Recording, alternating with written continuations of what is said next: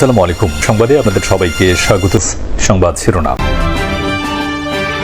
ইসিকে PR ও নভেম্বরে গণভোটের প্রস্তাব জামায়াতের। পিআরের ভবিষ্যৎ সংসদকে দিতে বললেন ফখরুল।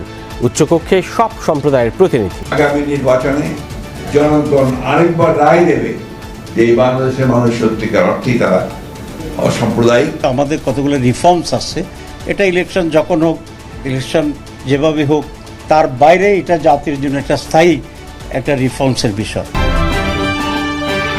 এখনো শাপলা প্রতীকে নির্বাচনে যাবার আশা সার্জিসের।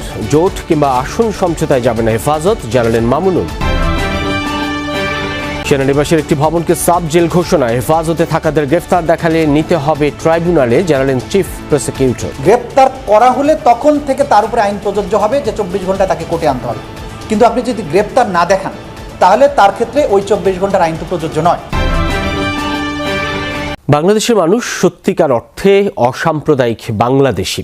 আগামী নির্বাচনে তা আরেকবার প্রমাণ হবে, এমন আশাবাদের কথা জানিয়ে বিএনপি মহাসচিব মির্জা ফখরুল ইসলাম আলমগীর দেশের খ্রিস্টান সম্প্রদায়ের কাছে ধানের শীষের পক্ষে সমর্থন চেয়েছেন। এ সময় বিএনপি মহাসচিব বলেন, পিআর ইস্যু আগামী সংসদের উপর ছেড়ে দিতে হবে।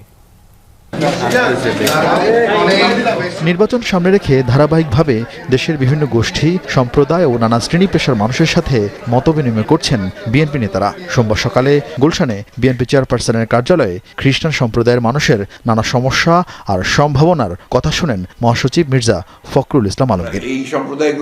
আলোচনার এক পর্যায়ে খ্রিস্টান সম্প্রদায়ের প্রতিনিধি থেকে সংসদ সদস্য করার দাবি তোলা হয়। জবাবে মির্জা ফখরুল জানান, সংসদের উচ্চকক্ষে সব সম্প্রদায়ের প্রতিনিধি রাখতে চায় বিএনপি, তাই জাতীয় নির্বাচনে চান সারা দেশের খ্রিস্টান সম্প্রদায়ের সমর্থন।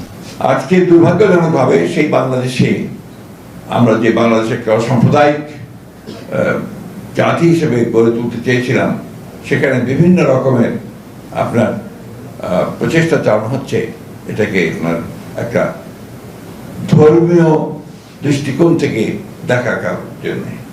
আমরা খুব আশা করে আছি যে আগামী নির্বাচনে জনগণ আরেকবার রায় দেবে যে এই বাংলাদেশের মানুষ সত্যিকার অর্থেই তারা অসাম্প্রদায়িক এবং তারা বাংলাদেশি জাতীয় বিশ্বাস করেন।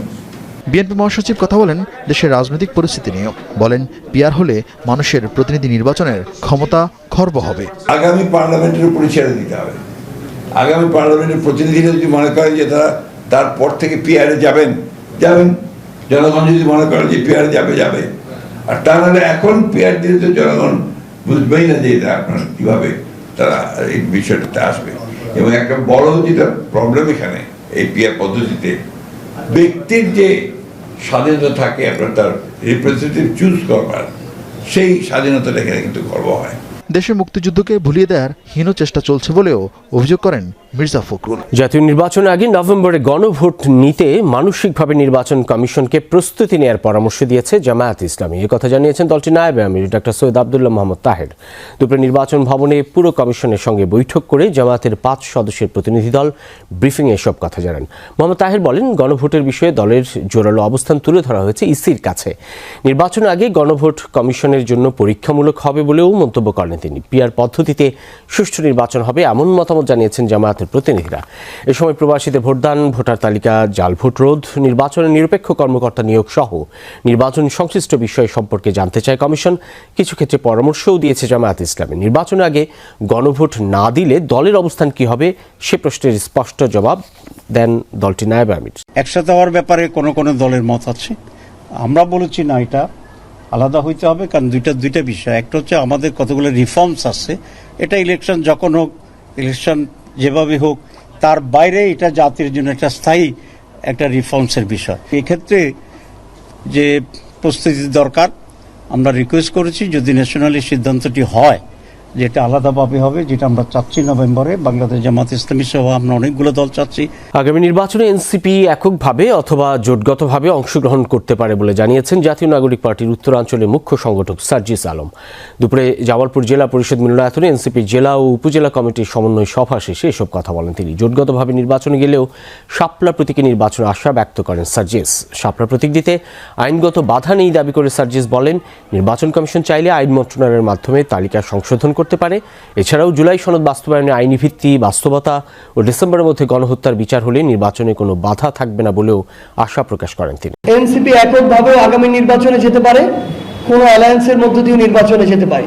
তবে যদি সেটা অ্যালায়েন্স হয় তাহলে সেটা হবে একটা ইলেকট্রাল আন্ডারস্ট্যান্ডিং। এনসিপি, জাতীয় নাগরিক পার্টি এনসিপির নামেই নির্বাচন করবে। এনসিপি তাদের, আমরা যেটা প্রত্যাশা করছি যে আমাদের প্রতীক শাপলাতে আগামী নির্বাচন করবে। নির্বাচনে কোনো জোট বা আসন সমঝোতায় যাবে না হেফাজতে ইসলাম, এমনটাই জানালেন সংগঠনের যুগ্ম মহাসচিব মামুনুল হক। সংবাদ সম্মেলনে তিনি জানান, জামায়াতে ইসলামী সম্পর্কে হেফাজত আমিরের বক্তব্য ব্যক্তিগত। সম্প্রতি বিভিন্ন মাজারে হামলা সম্পর্কে হেফাজতের অবস্থান জানতে চাইলে দলটির নেতারা জানান, এ ধরনের ঘটনা কাম্য নয়, হেফাজত কোনোভাবে এর সমর্থন করে না। লিখিত বক্তব্যে তারা বলেন, বিদেশে আশ্রয় পেতে ধর্ম অবমাননাকে অনেকেই উপায় হিসেবে ব্যবহার করছে। কেউ যাতে এই ধরনের কাজ করে অবৈধ সুযোগ নিতে না পারে সেজন্য কঠোর আইনের দাবি জানানো হয়। শিক্ষা প্রতিষ্ঠানে সঙ্গীত শিক্ষক নিয়োগের বিধিমালা বাতিলের দাবি জানিয়েছে হেফাজত। সেই সাথে রাষ্ট্রীয়ভাবে ৫ মে শাপলা গণহত্যা দিবসের দাবি জানানো হয়। এসব দাবি পূরণ না হলে কঠোর আন্দোলন গড়ে তোলার হুঁশিয়ারি দেয় সংগঠনটি। হেফাজতে ইসলাম বৃহত্তর অরাজনৈতিক একটা প্ল্যাটফর্ম। কাজী হেফাজতে ইসলামের কোন নেতা যদি কোনো রাজনৈতিক তৎপরতার সাথে সম্পৃক্ত হন, সেটি তার দলীয় পরিচয় করেন, হেফাজতের পরিচয় করেন না। যখন কোন সুনির্দিষ্ট দায়িত্বশীল পক্ষ থেকে আসবে হেফাজতে ইসলাম, তখন সেই বিষয়ে তার দায়িত্বশীল বক্তব্য প্রদান করবে। সেনাবাহিনীর হেফাজতে থাকা সেনা সদস্যদের গ্রেফতার দেখানো হলে গ্রেফতারের ২৪ ঘন্টার মধ্যে তাদের আদালতে হাজির করতে হবে। ঢাকা সেনানিবাসে এমইএস ভবনকে সাব জেল ঘোষণার বিষয়ে এই কথা বলেন চিফ প্রসিকিউটর। এদিন আন্তর্জাতিক অপরাধ ট্রাইব্যুনালে শেখ হাসিনার মামলার যুক্তিতর্কে গাজীপুরের কোনাবাড়িতে পুলিশের গুলিতে শিক্ষার্থী হৃদয়কে হত্যার ভিডিও প্রদর্শন করা হয়। আন্দোলন দমনে বল প্রয়োগের নির্দেশ দিচ্ছেন শেখ হাসিনার এমন একটি ফোনালাপও শোনানো হয়। ৫ আগস্ট শেখ হাসিনা পালিয়ে যাওয়ার খবরে গাজীপুরের কোনাবাড়ি এলাকায় একটি হাসপাতালে অবস্থানরত উচ্ছ্বসিত জনতা বেরিয়ে আসে রাস্তায়। মানুষের মধ্যে ভিডিওতে দেখা যায় কিছুক্ষণ পরই কোনাবাড়ি থানা পুলিশ গুলি ছুটতে থাকে। ছত্রভঙ্গ হয়ে পড়ে আন্দোলনকারীরা। কয়েক মিনিটের মধ্যেই নিরস্ত্র শিক্ষার্থী হৃদয়কে ঘিরে ধরে কয়েকজন পুলিশ। এক পর্যায়ে পিঠে শটগান ঠেকিয়ে গুলি করে তাকে। শেখ হাসিনা সহ ৩ জনের বিরুদ্ধে মানবতাবিরোধী অপরাধ মামলার যুক্তিতর্কে এই ভিডিওটি দেখায় প্রসিকিউশন। চিফ প্রসিকিউটর জানান, গুলি চালানো পুলিশ কনস্টেবল আকরামকে গ্রেপ্তার করা হয়েছে। আদালতে স্বীকারোক্তিমূলক জবানবন্দিতে হত্যার কথা স্বীকার করে লাশ কড্ডা নদীতে ফেলে দেওয়ার কথাও জানিয়েছে সে। এই মৃতদেহ তারা একটা গাড়িতে করে তুলে কড্ডা নদীতে ব্রিজ থেকে ফেলে দেয়, সে পর্যন্ত স্বীকারোক্তি আছে। তার মৃতদেহ উদ্ধারের জন্য আমরা ডুবুরি নামিয়েছিলাম, কিন্তু যেহেতু 1 বছর পরে ওইখানে প্রবল স্রোত আছে নদীতে, কোনো কিছু পাওয়া যায়নি। যুক্তিতর্কের দ্বিতীয় দিনে এসে সাক্ষীদের জবানবন্দি ও বিভিন্ন নথিপত্র আদালতে উপস্থাপন করেন চিফ প্রসিকিউটর। এদিন ২৯ জুলাই শেখ হাসিনার সাথে প্রধানমন্ত্রীর দপ্তরের সাবেক ডেপুটি মিলিটারি সেক্রেটারি কর্নেল রাজীবের কথোপকথনের একটি রেকর্ডিংও শোনানো হয়।